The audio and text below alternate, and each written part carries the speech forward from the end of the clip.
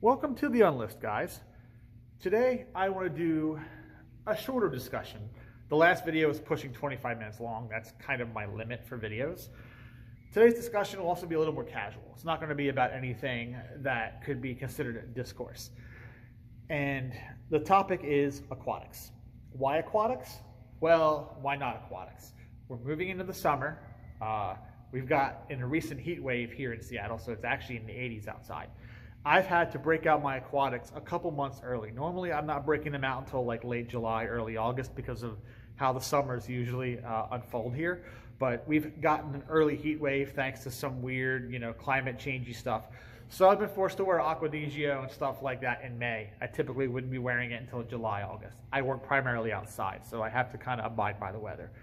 Anyhow, the long and short of the aquatic genre is it was kind of an outgrowth of the evolution on the fougere. And I touched upon that a little bit in my video on fougeres. So I'll circle back and bring up a little bit of that. So in the 70s, fougeres began to both get more aromatic and fresher, thanks to the advent of more advanced aroma chemistry.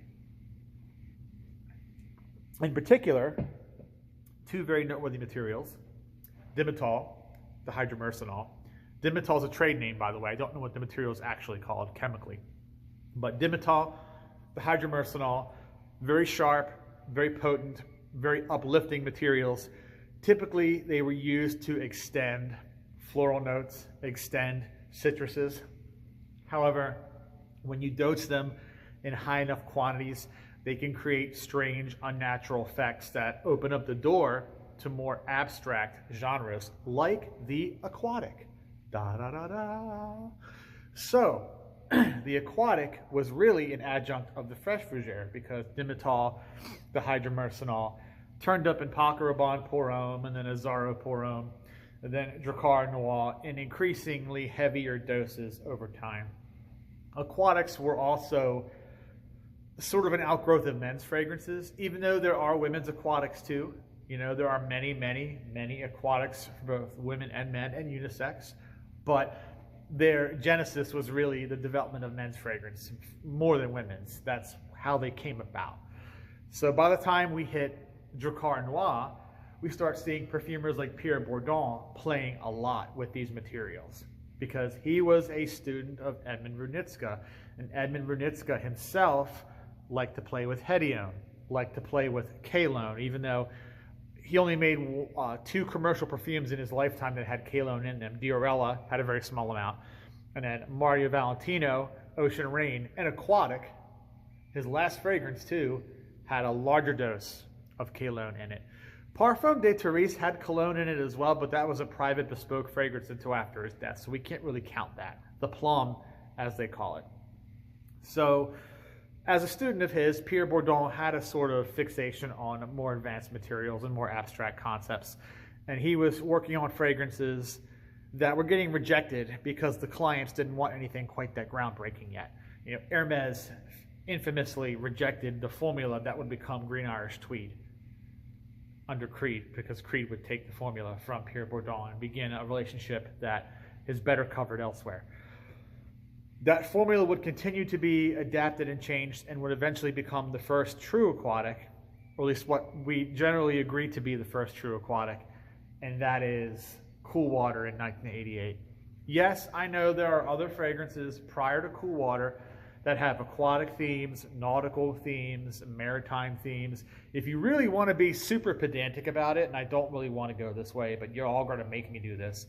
If you want to be really, really pedantic, you can just say that technically all colognes are aquatic too because they all have eau in the name, and eau means water in French. So eau de this, eau de that, l'eau this, l'eau that. They are all aquatics, okay? Just on virtue of the nomenclature. Jacques Fath, Green Water from 1947, was a very aqueous style fragrance because it had jasmine and mint and neroli in it. But again, we're not trying to do that. We're trying to keep things simple here, guys. Not everybody wants to go down those rabbit holes. So Cool Water is generally the start of what we consider the modern aquatic genre.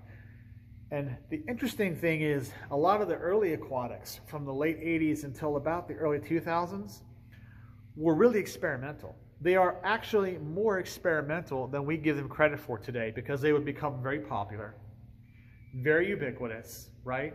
So we don't look at them now as being experimental. We look at them now as being passé, as pop culture of older generations. Whenever you walk down the street, if you're an enthusiast, the average person doesn't do this, okay? But if you're an enthusiast and you're walking down the street and you can smell fragrances and tell what they are, and someone walks past you wearing cool water, you're like, oh, he's wearing cool water. Ugh, what is he stuck in? You know, like that's the aversion that we have. Frag heads should not be so judgy, okay? We shouldn't be like Miranda Priestley from Devil Wears Prada, but we're going to be anyway because that's how we are in this community. I get it. Just saying that these fragrances tend to be looked down upon now as being ubiquitous, boring, trite, whatever you want to say, cheap. But at one point in time, they were actually quite experimental, which is frankly why a lot of young people in the late 80s and early 90s, you know, Gen Xers coming of age, took to them.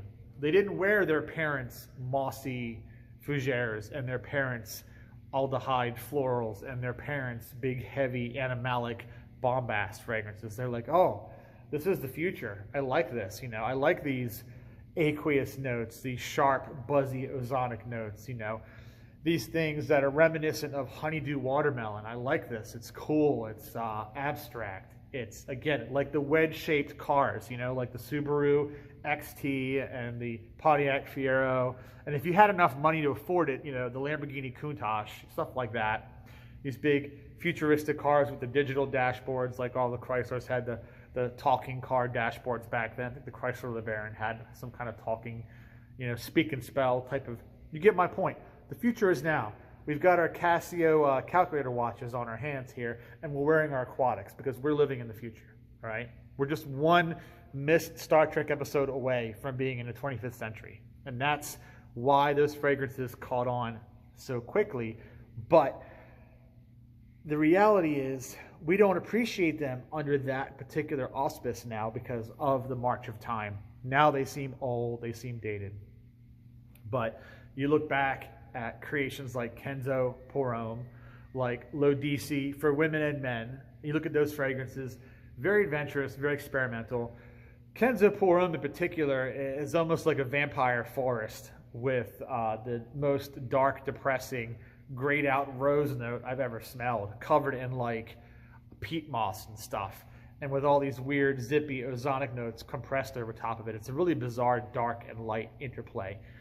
L'Odyssée and L'Odyssée Pour Homme are also very fantastic, futuristic, even today, 30 years on, fantastic, futuristic fragrances. Aramis, New West, the men's version, composed by Harry Fremont, one of my favorite perfumers. I name drop him a lot, sorry guys, just deal with it. That was like the first example of a honeydew melon, cantaloupe kind of note in a perfume. And he used Calone in that fragrance as well. Now, the base is a little more conventional. It's your typical chypre kind of stuff going on in the base. But that top is very, very futuristic. And it would be copied over and over again. We would see New West be kind of carried over. Steve DeMercado would do Escape from Men, borrowed a lot of the design language that Harry Fremont put in New West when he made Escape from Men. Escape from Men and New West are almost like lost brothers. And then, of course, Runitska's final fragrance, Ocean Rain, basically Parfum de Therese for men, that's how I look at it, or a more masculine Diarella, another way you could look at it. Very awesome fragrance. One of the only animalic aquatics you'll ever see. Yeah, I really screwed that up. Animalic aquatics. Animalic aquatics, right? What the hell am I saying? Animalic aquatics. One of the only animalic aquatics. Say that 5 times fast, I dare you. Animalic aquatics, animalic aquatics, animalic aquatics. It's tough. One of the only examples of an aquatic fragrance you will ever come across, which is sad it's discontinued, but one of the only aquatics with an animalic note in it. It has that rotted, overripe fruit thing that Runitska was famous for. You know, that real sort of rotten peaches kind of vibe is in that Ocean Rain, which makes it extraordinary in terms of aquatic fragrances. Nothing else out there like it. Moving on, Harry Fremont would show up again. He did a lot of work in the 90s, guys. He would show up again with a very dark, mossy, patchouli heavy Polo Sport, another aquatic that is more experimental than folks, give it credit for. And then we would see everyone's favorite moss fiend, Jean Curleo, the boss of oak moss, He did a lot of Jean Patou fragrances, Lacoste fragrances, all of them big moss monsters, sandalwood monsters. He would make probably the mossiest, densest, most natural smelling aquatic fragrance I've ever experienced. Almost so heavy and mossy that it's not an aquatic really. And it's called Voyageur. And a lot of the hardcore fans, the Jean Patou fanboys who love their bottles of Patou Pour Homme, love their Colony, okay, love their 1000, their Sublime, their Joy, they do not like Voyageur because Voyageur is an aquatic. And it was the last men's fragrance that Jean Curleo would actually make for Patou before heading out the door. He would do Sublime, and then he would do one more Lacoste fragrance called Booster, and that's it, he was done. He would do Yoji Yamamoto, the original version of that for men, and then he was off doing the Osmotec thing, okay, retiring. Voyageur has a little puff of that dihydromercenol in the opening, a little puff of that aquatic note. But then it plunges right into Mysore sandalwood, right into oak moss, right into patchouli. You go basically from the beach into the jungle. You go basically from the beach straight into the freaking heart of Brazil. Rainforest, just boom, you're right there. Such a strange, surreal, aquatic fragrance that I think a lot of people are missing out on because they believe all of the naysay about it. And for Jean Patou being a company that hasn't made some of these fragrances for like 30 years now, you can still find that one for relatively not so much money. It's still expensive, but less expensive than some of the others.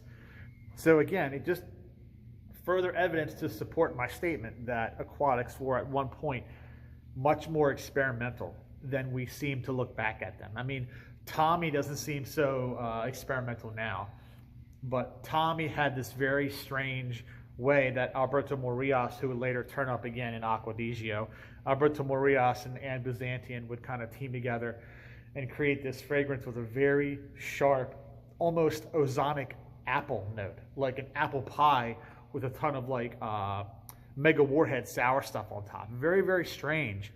I'm surprised it became as popular as it was, but I think it had more to do with the marketing, really. But something like Tommy would not be popular now. Something like Tommy would not be successful now. Something like Kenzo would not work today. Something like Lodisi would not work today. You see what I'm saying? These were very high concept fragrances back in the 90s. And even if you don't want to wear them, that's fine. You should at least look at them under the lens of, hey, these were some pretty groundbreaking things back when they came out. It's kind of amazing they became so mainstream at all, but they did. And of course, once something becomes mainstream and everyone's wearing it, then all of the, all the niche people and all of the snobs are like, oh, I can't wear that now, it's too popular. It's like all the hipsters. Oh, you're drinking this brand of coffee, I gotta find a more obscure brand of coffee. Oh, you've discovered this indie rock band. Now everyone likes this indie rock band, so I can't like them anymore. I gotta go find an even more obscure band. You see, it just gets more and more and more ridiculous, guys. Let me get my man bun out and have my beard oil and my flannel in the dead of summer, okay, and drive my old 63 Plymouth Valiant that barely drives down the street because I'm a hipster, got my record player in my trunk, Anyhow, getting back on task here. So aquatics did admittedly start getting a little more boring into the 2000s because they became mainstream, right?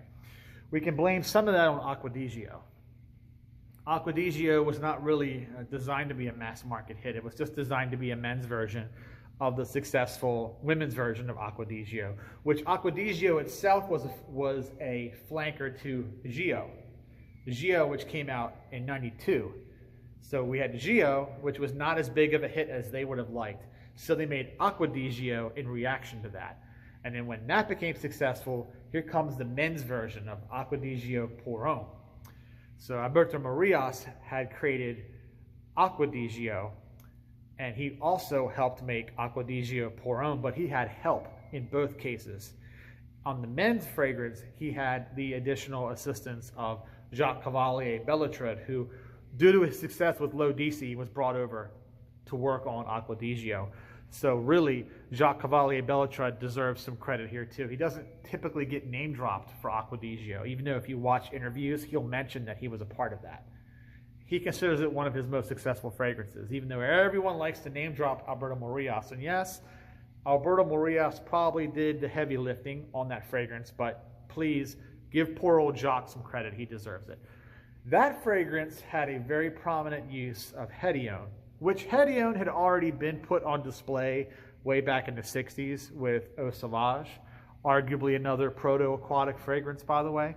But Alberto Morillas had also used Hédione in large quantities in CK1, which is another Harry Fremont fragrance, by the way. Harry Fremont and Alberto Morillas was CK1.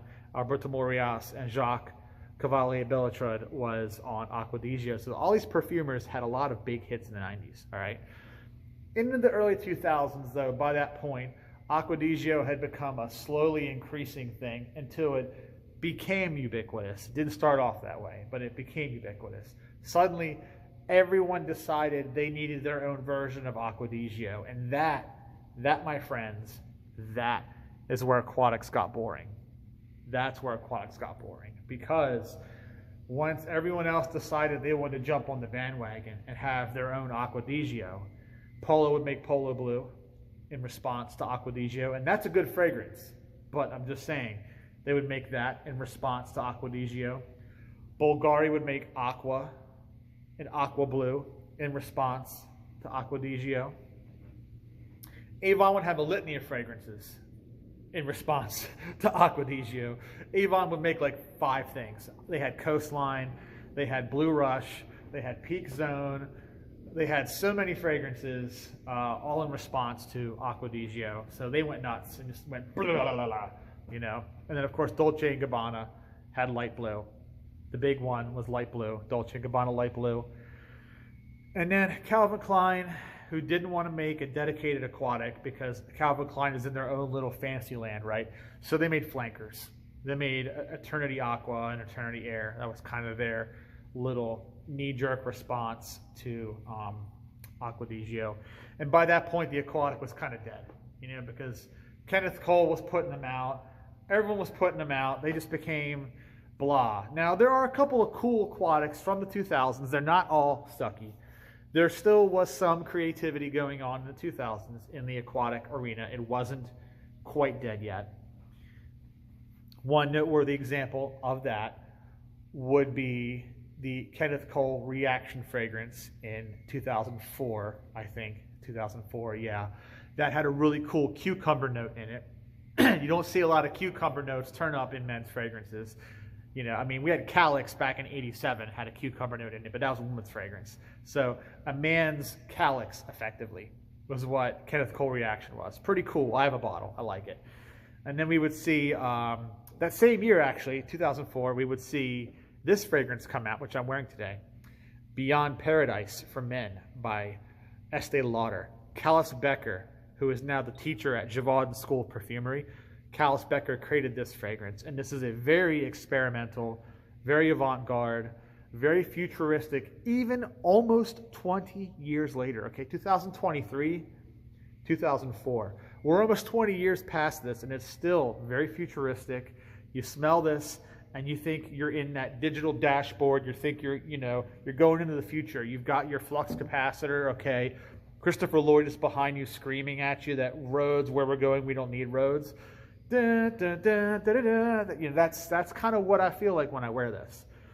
Now, is it for everyone? Absolutely not. This fragrance got discontinued, perhaps because it was too bizarre. But if you ever wondered what a niche Nautica Voyage would smell like, then you've got this right here. This came out before Nautica Voyage, so if anything, Nautica Voyage kind of borrowed from this fragrance and then dumbed it down, made it more of a pop hit. This is more like the indie B-side song, and Nautica Voyage was the pop hit. And that's it, guys. That's Aquatics in a nutshell. A lot of them are based around these compressed, transparent notes, you know, ISO-E Super, ambroxan, dihydromercenol, dimetol, hedione, lots of acetate notes, okay, lots of laundry musks like galaxolide, all right, a lot of fruity notes that have names I can't pronounce. That's just the game aquatics play. A lot of them are definitely passable. And if you live in climates where it's cold most of the time, you probably have no need for them. You want heavier, richer, more redolent things than an aquatic. But if you live in temperate climates, or if you have a summer at all, then having at least one or two examples is probably not going to hurt. And that's it, guys. Hope you've enjoyed my discussion on aquatics. Tell me what you think below. And this has been the On List.